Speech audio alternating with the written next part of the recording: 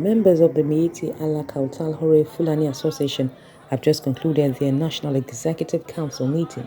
They are now making known their demands to the authorities. The group particularly seeks the immediate development of all the 415 grazing reserves across the states of the Federation. It believes this is the first strategic step in addressing the challenges confronting Fulani herders in Nigeria.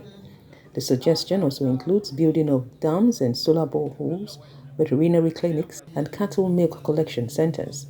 The group as well frowns at activities of the Benue State Governor in using the anti-grazing law to confiscate cattle belonging to Fulanis in Benue, Nasarawa, and Taraba border communities.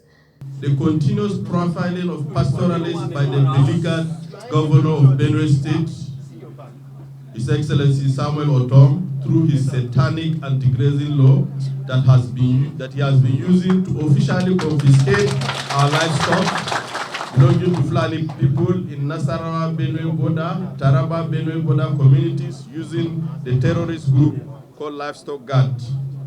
Consequently, we are calling on the security agencies to closely monitor the criminal behavior of the governor of Benue State because the group also condemns recent killings of Fulani pastoralists in Taraba and wants the Inspector General of Police to set up a high-powered panel to unmask those behind the act.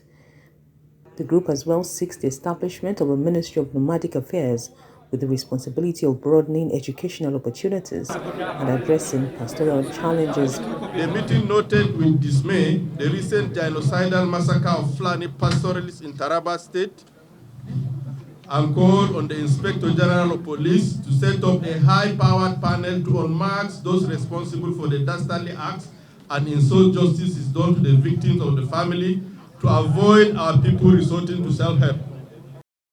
The group thanked the President for his support while seeking implementation of the Livestock Transformation Plan.